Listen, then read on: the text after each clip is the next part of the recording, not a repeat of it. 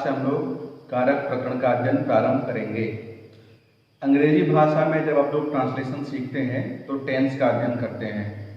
संस्कृत भाषा में टेंस की जगह पे कारक प्रकरण है। न ही केवल कारक प्रकरण अपितु इसके अतिरिक्त कुछ विशेष नियम हैं जिनके माध्यम से वाक्यों का सटीक निर्माण आप करने में सक्षम हो पाएंगे। उन सब का भी हम लोग अध्ययन करेंगे। इस पाठ का प्रारंभ करने से पहले एक प्रश्न मैं आप सबसे पूछना चाहता हूं कि आप लोगों ने बालक शब्द का रूप याद किया होगा या अन्य शब्दों के रूप याद किए होंगे। कितने रूप बालक के होते हैं आपको पता है? 7 विभक्तियां होती हैं और 3 वचन होते हैं। 7 × 3 = 21। 21 रूप एक बालक के या एक शब्द के आपने याद किए होंगे या आपने पढ़ा होगा। कभी आपने सोचा कि 21 रूप बनाने की आवश्यकता क्यों पड़ी या इन 21 रूपों की क्या उपयोगिता है? अगर आपने सोचा है तो ठीक, नहीं तो सोचिए। और उसका उत्तर ये है कि जब हम अनुवाद बनाते हैं तो प्रत्येक शब्द में अलग अलग विभक्तियां उसके अर्थ की अभिव्यक्ति के अनुसार लगाई जाती है। जैसे कर्म कारक के लिए द्वितीय विभक्ति है। अगर किसी शब्द में द्वितीय विभक्ति है तो उसको कर्म कारक समझिए, कर्म का बोध करिए उससे। कर्ता में प्रथमा विभक्ति होती है, कर्ण में तृतीया होती है। ये हम लोग विस्तृत रूप से आगे पढ़ेंगे। अभी आप इतना जानिए कि प्रत्येक विभक्ति की उपयोगिता है। कारक उसको आपको आइडेंटिफाई करेगा, क्लियर करेगा। तो उन सब की उपयोगिता को जानने के लिए और संस्कृत में धारा प्रवाह बोलने के लिए कारक का अध्ययन अत्यंत आवश्यक है। और आज हम लोग इसी प्रकरण का अध्ययन प्रारंभ करते हैं। आज के पाठ का शीर्षक है कारक प्रकरणम। उपपद विभक्ति, कारक विभक्ति। अब ये उपपद विभक्ति क्या है? तो संस्कृत में विभक्तियों का विधान 2 प्रकार से किया जाता है। या वह शब्द जिसमें कोई विभक्ति लगी हुई हो वह 2 प्रकार से उसका विधान किया जाता है। जैसे राम घर जाता है, एक वाक्य है। इस वाक्य में घर है कर्म। क्यों? क्योंकि जाना क्रिया के द्वारा राम कहाँ पहुंचना चाह रहा है? घर। वो हो गया कर्म। उसमें हो गई द्वितीय विभक्ति, रामः गृहं गच्छति। ये तो कारक विभक्ति हो गई, क्योंकि कारक के निमित्त को मान करके द्वितीय विभक्ति का विधान किया गया है। अब आप लोगों ने पढ़ा भी होगा ओम नमः शिवाय, श्री गणेशाय नमः। तो गणेश से गणेशाय क्यों बोला जाता है? गणेश क्यों नहीं बोलते हैं? शिव शब्द है, शिवाय क्यों बोलते हैं? कभी आपने सोचा है? इदम अग्नये स्वाहा, इदम अग्नये नमः। यह अग्नि के लिए है, स्वाहा समर्पित, ये मेरे लिए नहीं है। अग्नि से अग्नये क्यों बना? गणेशा से गणेशाय, श्री गणेशाय नमः। ये गणेशाय क्यों प्रयोग में लाया जाता है? ओम नमः शिवाय, शिव से शिवाय। ये सभी प्रश्न आपके मस्तिष्क में कभी आया? नहीं आया? तो एक नियम है, नमः स्वस्ति स्वाहा स्वधालम वसड्योगाच्च। यह नियम करता है कि नमः स्वस्ति स्वाहा स्वधा अलम, इन सभी शब्दों का अगर कहीं प्रयोग किया जाए वहां चतुर्थी विभक्ति का विधान होगा। ओम नमः शिवाय, नमः का प्रयोग हुआ, इसीलिए शिव शब्द में शिवाय चतुर्थी विभक्ति का विधान हुआ। ओम नमः शिवाय। शिवः प्रथमा विभक्ति के एकवचन का रूप है। और जैसे बालकाय, वैसे शिवाय, गणेशाय, इस प्रकार का रूप बनता है। तो कहीं पर भी किसी एक शब्द को निमित्त मान करके जहां किसी विभक्ति का विधान किया जाए, जैसे ओम नमः शिवाय, नमः पद को मान करके चतुर्थी विभक्ति का विधान किया गया, उस विभक्ति को उपपद विभक्ति कहा जाता है। ध्यान दीजिएगा, किसी एक शब्द को निमित्त मान करके विभक्ति का विधान करना ही उपपद विभक्ति कही जाती है। और जहां पर किसी एक शब्द को नहीं अपितु कारक के नियमों के अनुसार विभक्तियों का विधान किया जाए वो विभक्ति कारक विभक्ति कही जाती है। तो कारक प्रकरण के अंतर्गत हम लोग कारक विभक्तियों का अध्ययन करेंगे और उसके साथ साथ उपपद विभक्तियों का भी अध्ययन करेंगे, क्योंकि उपपद विभक्तियों का अध्ययन किए बिना सटीक और सही अनुवाद बनाना संभव नहीं है। अब सबसे पहले कारक कहते किसे हैं? आप लोगों ने हिंदी भाषा में कारक की परिभाषा शायद पहले पढ़ी हो, लेकिन थोड़ा अंतर है, डिफरेंस है। कभी भी दोनों में मिक्सअप मत कर दीजिएगा। ये सत्य है कि कई सारी चीजें संस्कृत से हिंदी में ली गई हैं, लेकिन कहीं कहीं पर यत्किंचित परिवर्तन भी हुआ है। क्रियान्वयित्वम कारकत्वम ये कारक की परिभाषा है। क्रियान्वयित्वम कारकत्वम अर्थात क्रिया वर्ब मतलब गच्छति, पठति, लिखति, स्वपति, स्वपिति, दृश्यति, पिबति, ये सभी क्रियाएं हैं। हिंदी में पढ़ना, लिखना, बोलना, उठना, इससे ही समझिएगा क्रिया से। तो जो भी क्रिया है वर्ब है उसके साथ अन्वित्वम कनेक्शन, डायरेक्ट कनेक्शन, संबंध जिसका होगा वही कारकत्वम, उसे ही कारक कहेंगे। अर्थात क्रिया के साथ जिसका साक्षात संबंध हो वही कारक है। सीधी भाषा में इतनी ही परिभाषा होगी। अब क्रिया के साथ साक्षात संबंध का क्या मतलब है? टेढ़ा संबंध भी होता है क्या? डायरेक्ट आगे बताएंगे आपको। अभी आप ये जानिए कि क्रिया के साथ जिसका साक्षात संबंध हो वही कारक है। तो कारकों की संख्या कितनी है? 6।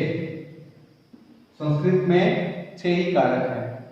हाँ, हिंदी भाषा में 8 हैं, आपको सही याद आ रहा होगा, लेकिन संस्कृत में 6 ही कारक है। तो हिंदी में कौन कौन से कारक हैं ये आपको पता ही होगा। उनमें से किन कारकों को संस्कृत में कारक नहीं माना जाता है और क्यों नहीं माना जाता है ये भी आपको बताएंगे।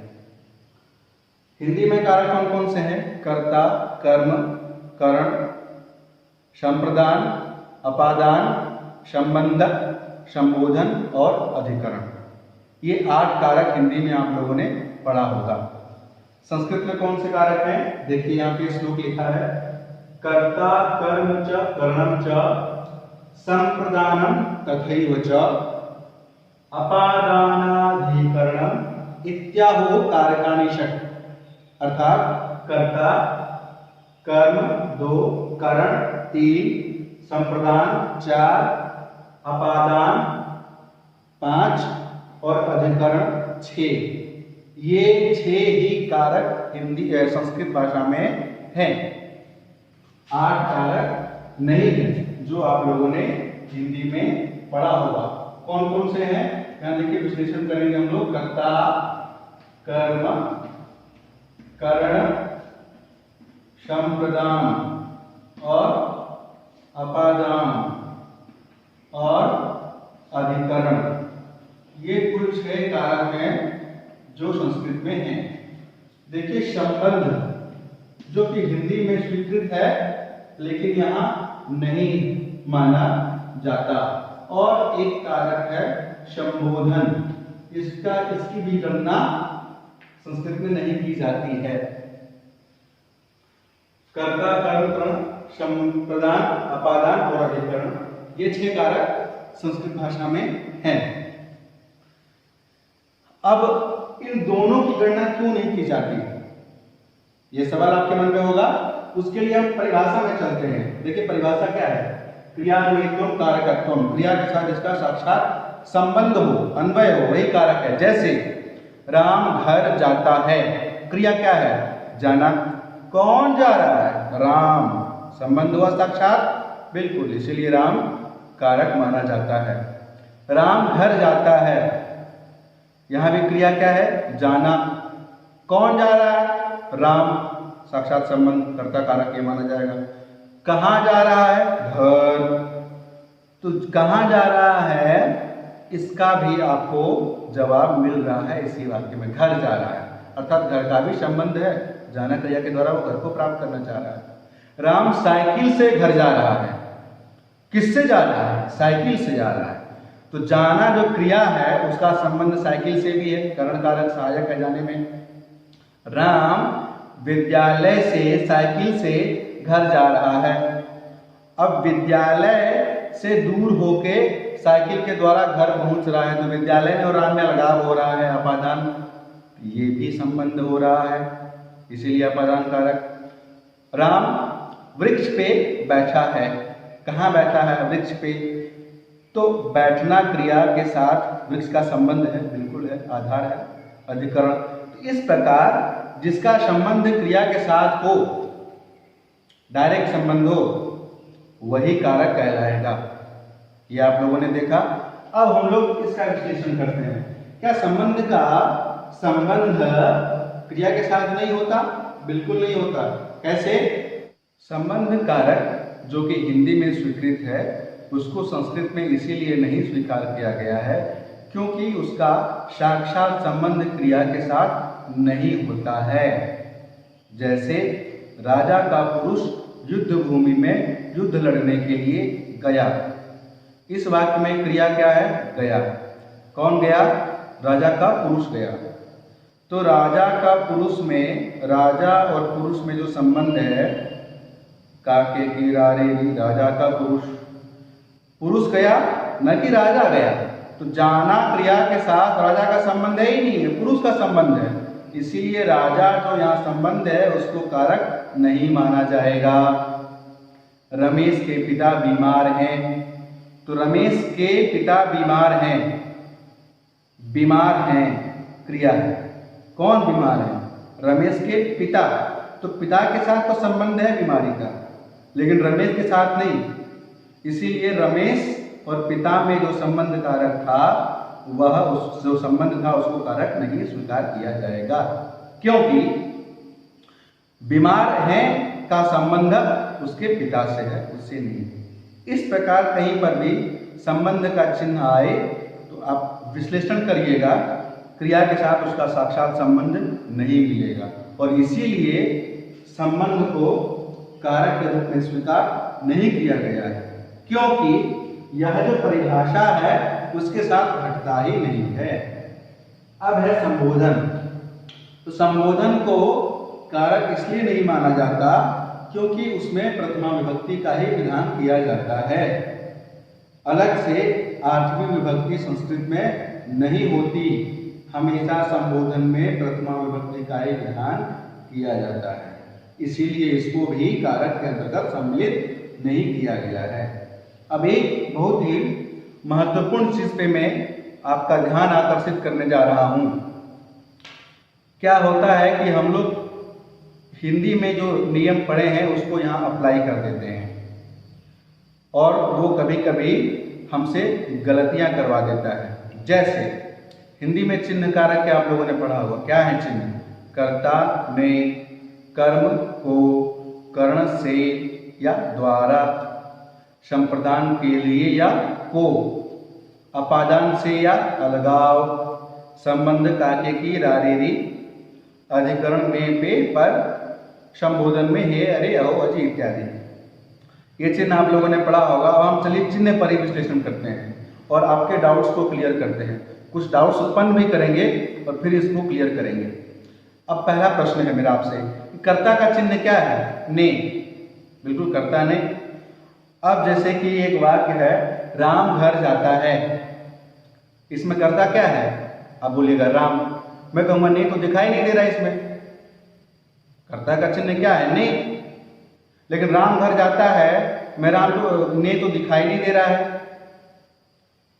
मैं पढ़ाता हूँ, आप पढ़ते हैं, तो मैं पढ़ाता हूँ, इस वाक्य में कर्ता कौन है? मैं पढ़ा रहा हूँ। लेकिन यहाँ ने दिखाई दे रहा है क्या? नहीं। आप पढ़ते हैं, इसमें आप कर्ता है, लेकिन चिन्ह दिखाई दे रहा है क्या? ने नहीं। तो कैसे पहचानेंगे भाई कि यह कर्ता है? तो चिन्ह को छोड़ दीजिए, चिन्ह के चक्कर में पड़े गलती वही आप करेंगे। ठीक है। अब देखिए कर्ता को कैसे पहचानेंगे। कर्ता को पहचानने का क्या तरीका आप अपनाएं जिससे कि कभी आपसे गलती हो ही नहीं तो स्वतंत्र कर्ता, स्वतंत्र कर्ता, एक यह परिभाषा है कर्ता की। दूसरी एक और परिभाषा लिख दीजिए, क्रिया संपादकः कर्ता, क्रिया संपादकः कर्ता। अर्थात स्वतंत्र कर्ता मतलब क्रिया में यद स्वातंत्र्येण विवक्षितोऽर्थः कर्ता, क्रिया में जो स्वातंत्र से स्वतंत्र रूप से विवक्षित हो वही करता है। कंफ्यूजन अभी भी बरकरार है, इसको देखिए। क्रिया संपादकः कर्ता, क्रिया का संपादन करने वाला ही कर्ता कहलाता है। जैसे राम घर जाता है, क्रिया क्या है? जाना। कौन जा रहा है? राम, राम कर्ता हो गया। चिन्ह की जरूरत नहीं पड़ी ना? बिल्कुल नहीं पड़ेगी। मैं पढ़ाता हूं, क्रिया क्या है? पढ़ाना। कौन पढ़ा रहा है? मैं, कर्ता हो गया। आप पढ़ते हैं, क्रिया पढ़ना। कौन पढ़ रहा है? आप हो गए कर्ता। वृक्ष पे बंदर बैठा है, क्रिया है बैठना। कौन बैठा है? बंदर, वो क्या हुआ? कर्ता। तो क्रिया संपादकः कर्ता, क्रिया का संपादन करने वाला, काम जो भी है उसको करने वाला, क्रिया करने वाला ही कर्ता कहलाता है। ने चिन्ह मत लगाइए, उसके चक्कर में पड़ेंगे तो आपसे गलतियां हो सकती हैं। आप विश्लेषण करिए अपने मस्तिष्क से, परिभाषा लगाइए कि जो व्यक्ति क्रिया का संपादन करे वही कर्ता कहलाता है। जैसे रामः गृहं गच्छति, रामः गृहं गच्छति, राम घर जाता है। क्रिया, सबसे पहले क्रिया को पकड़िए। कोई भी कारक को आपको पहचानना होना, सबसे पहले क्रिया को पकड़िए, क्योंकि क्रियान्वयत्वम कारकत्वम, क्रिया के साथ जिसका साक्षात संबंध हो उसे ही कारक कहते हैं। ये तो परिभाषा है। तो आइडेंटिफिकेशन के लिए क्रिया का ही पैर पकड़िए, वही आपको कारक के पास लेके जाएगा। गच्छति क्रिया है, कौन जा रहा है? राम, तो कर्ता हो गया ये, क्योंकि क्रिया का संपादन राम कर रहा है। जाना क्रिया राम के द्वारा की जा रही है, इसलिए राम हो गया कर्ता। एक और नियम है, हमेशा इसको ध्यान में रखिएगा कि कर्तरी प्रथमा, कर्तरी प्रथमा अर्थात कर्ता कारक में प्रथमा विभक्ति होती है। जहां कहीं भी कर्ता कारक है यह सुनिश्चित हुआ, आप निसंकोच उसमें प्रथमा विभक्ति का विधान करिए, सही होगा। ये कर्तृवाच्य के लिए है। अन्य वाच्य में अलग नियम है, वो बाद में बताएंगे। कर्तृवाच्य का ये नियम है। दूसरा, ये तो कारक विभक्ति हो गई, प्रथमा कारक का। अब हम लोग कुछ और जो डाउट्स होते हैं उनका भी समाधान करेंगे, निराकरण करेंगे। कर्म का चिन्ह क्या है? को। कर्म का चिन्ह को। जैसे एक वाक्य है, राम को पढ़ना चाहिए, तो क्या इस वाक्य में राम कर्म है? क्योंकि राम को चिन्ह किसके साथ लगा है? राम के साथ लगा है। तो क्या राम कर्म हो जाएगा? बिल्कुल नहीं होगा, क्योंकि आप परिभाषा घटाइए। राम को पढ़ना चाहिए, क्रिया क्या है? पढ़ना। कौन पढ़ रहा है? राम। राम क्या होगा? कर्ता। तो फिर को क्यों लग गया भाई? तो वो हिंदी में बोलने की सहूलियत के लिए को चिन्ह का प्रयोग किया जाता है, लेकिन वस्तुतः जहां पर को हो उसको आप कर्म मत मानिए। मुझको पढ़ना चाहिए, तुमको जाना चाहिए, खिलाड़ियों को खेलना चाहिए, है ना? इस तरह के वाक्यों में को चिन्ह कर्ता के साथ लग गया, तो कैसे आइडेंटिफाई कैसे करेंगे? यही नियम अप्लाई करिएगा। क्रिया का संपादन करने वाला जो है वही करता है। राम को पढ़ना चाहिए, पढ़ना क्रिया। कौन पढ़ेगा? किसको पढ़ना चाहिए? राम। राम हो गया कर्ता, भले वहां को चिन्ह हो, लेकिन कंफ्यूज नहीं होना है। तुमको सुनना चाहिए, तो क्या तुम कर्म हो जाएगा? बिल्कुल नहीं। क्रिया क्या है? सुनना। कौन सुनेगा? तुम। बिल्कुल कर्ता होगा वो। तो तो इस बात का विशेष ध्यान रखिएगा कि जहां पर कंफ्यूजन हो चिन्ह के कारण आप विश्लेषण करिए। क्रिया का संपादन कौन कर रहा है? जो कर रहा है वो कर्ता ही होगा, बिल्कुल। अब एक सवाल और कि कर्ता का चिन्ह जो ने है जब हमें मिलता ही नहीं तो ये दिया क्यों गया है? या क्या कोई ऐसा वाक्य है जहां पर कर्ता का ने चिन्ह हमें दिखाई दे? ये प्रश्न में पूछा था BHU B.Ed के एंट्रेंस में कि कर्ता का ने चिन्ह हमें दिखाई कहाँ देता है? आप सोचिए एक बार, कहाँ दिखाई देता है कर्ता का ने चिन्ह? भूतकाल के वाक्यों में। जो भी पास्ट टेंस का सेंटेंस होगा वहां पर कर्ता का ने चिन्ह व्यक्त रूप में दिखाई देगा। जैसे वह पढ़ता है, उसने पढ़ा। राम खाता है, वर्तमान काल का वाक्य है, भूतकाल में बदल दिया, राम ने खाया। मैं देखता हूं, मैंने देखा। तो ने चिन्ह भूतकाल में दिखाई देता है, लेकिन वर्तमान काल और अन्य जगह ने चिन्ह आपको दिखाई नहीं देगा। इसीलिए क्रिया का संपादन करने वाले को ही कर्ता मानिए, ने चिन्ह लगा हो या नहीं लगा हो। ठीक इसी प्रकार को जहां लगा हो वो कर्म हो ये जरूरी नहीं है। जैसे अध्यापक को विद्यार्थियों को पढ़ाना चाहिए, यहाँ अध्यापक को विद्यार्थियों को दोनों जगह को दोनों कर्म है क्या? क्योंकि कर्म का चिन्ह को है, कर्ता ने कर्म को नहीं। क्रिया का संपादन जो करे वो कर्ता। किसको पढ़ना चाहिए? अध्यापकों को। तो अध्यापक पढ़ाएंगे, क्रिया के संपादक हैं, इसीलिए वो कर्ता ही कहलाएंगे। इस बात का विशेष ध्यान रखिएगा। और कर्म कारक के बारे में भी विस्तृत रूप से विश्लेषण हम लोग अग्रिम कक्षा में करेंगे। आज कारक का परिचय हुआ, परिभाषा हुई और कर्ता कारक का हम लोगों ने अध्ययन किया। रही बात उपपद विभक्ति की बात, तो उपपद विभक्ति का अलग से द्वितीय विभक्ति से नियम वगैरह बने हुए हैं। तो जब द्वितीय विभक्ति का अध्ययन हम लोग प्रारंभ करेंगे तो कारक विभक्ति भी और उपपद विभक्ति भी दोनों साथ साथ में लेकर के आगे बढ़ेंगे। आज का इतना ही पाठ रहा। अगर कहीं कोई कंफ्यूजन हो, कोई शंका हो तो निश्चित रूप से कमेंट बॉक्स में अपने सभी प्रश्न पूछ सकते हैं। यथाशीघ्र आपके प्रश्नों का समाधान किया जाएगा। बहुत बहुत धन्यवाद।